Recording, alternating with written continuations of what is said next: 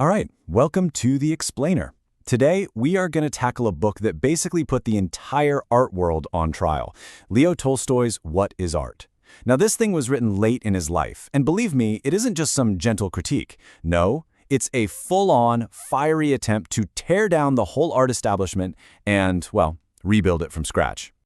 Okay, so picture this. It's the late 19th century. Leo Tolstoy, one of the most famous novelists on the planet, looks at the art world and just sees a total crisis.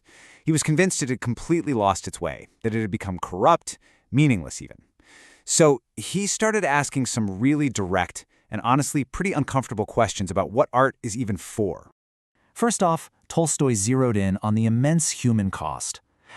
He pointed to these brutal, endless rehearsals for just one opera, where laborers were just toiling away to create this lavish show that they would never, ever be able to afford or even understand. So, to him, it looked like art was literally demanding human sacrifice just to entertain a handful of rich people. And then there was this other thing. He saw an art world that had, proudly cut itself off from any kind of morality. You had artists and critics all championing this idea of art for art's sake, basically saying, hey, this subject doesn't matter, only how well you do it. And what did that mean? Well, it meant art could just celebrate sensuality, indulgence, you name it, totally divorced from any sense of right or wrong. And if that wasn't enough, he just saw total and utter confusion. Nobody, not the artists, not the public, and definitely not the critics, could agree on what made art good.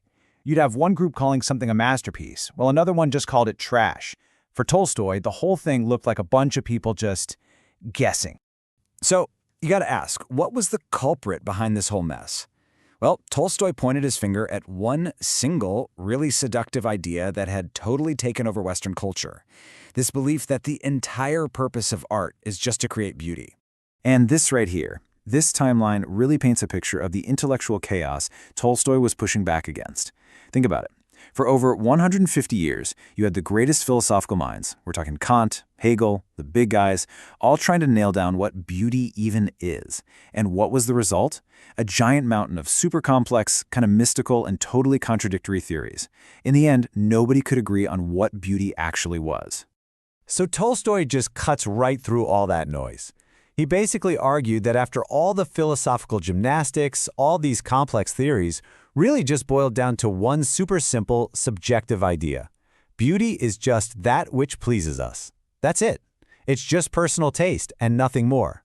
And this is where he comes up with this brilliant analogy. He says, look, defining art by the pleasure you get from beauty, that's like defining food only by how it tastes. We all know the real point of food isn't just pleasure, right? It's nourishment for our bodies. If you only focus on taste, you end up with gluttony and sickness. So, he poses the big question. If pleasure isn't art's real purpose, then what is? Okay, so after completely demolishing that old standard of beauty, Tolstoy goes ahead and proposes this radical new purpose for art. And it's one based not on pleasure, but on communication. See, for Tolstoy, art is this absolutely vital way for humans to connect, just as crucial as speech. It's all about the successful transmission of a genuine feeling from the artist to the audience. And he had a name for this process, infection. The whole point, the ultimate purpose, is to unite all of us through a shared emotional experience. And this makes the test for what's real art incredibly simple. It's not about if it's beautiful or if it's clever. The only question that matters is this.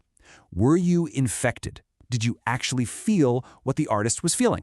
If the answer is yes, boom, it's a work of art. If not, it's just a counterfeit. And his framework is really laid out perfectly here. Tolstoy argued that the strength of this artistic infection all depends on three things. First, the individuality of the feeling. Is it new and specific? Second, the clarity. Is it expressed clearly? And third, and this was the big one for him, the artist's sincerity. The artist had to have genuinely felt the emotion they were trying to pass on. All right, so with this brand new definition locked in, Tolstoy builds this powerful new system for judging art. And get this, it wasn't about your personal taste anymore. Nope, it was about judging the moral quality of the feelings being passed from one person to another. His argument was that the highest moral principle of his time was this idea of universal brotherhood, the unity of all humanity. So it follows that the best art is the art that unites people. That means any art that promotes division, Whether it's through patriotism, or class snobbery, or some obscure intellectualism, well, by his definition, that's bad art. Simple as that. Because it separates people instead of bringing them together. So this led him to champion two specific kinds of art. The first is what he called religious art. Now, for Tolstoy, this didn't mean, paintings of saints or anything. It meant art that expresses the highest moral idea of the time, that feeling of our shared humanity. And the second kind is universal art, the stuff that shares the simple, common feelings of everyday life, things that are accessible to absolutely everyone, everywhere. And just to show how dead serious he was about all this, he turned that same critique on his own work, on his own legacy. He actually dismissed his most famous novels, including the massive War and Peace, calling them bad art. And his reasoning was pretty straightforward. They were written in a complex style, all about the problems of aristocrats, which made them totally inaccessible to the average person. In his mind, they just failed the test of being universal. So all of this leaves us with a really provocative question, especially for the modern art world. Think about it. If a piece of art is so obscure that a regular person can't immediately feel something from it, has it failed in its most basic job? Tolstoy's critique, even though it's over a century old, really forces us to ask if maybe we've started mistaking complexity for value, and if, in doing that, we've lost sight of art's true purpose, to connect every single one of us. This is for entertainment and educational purposes only.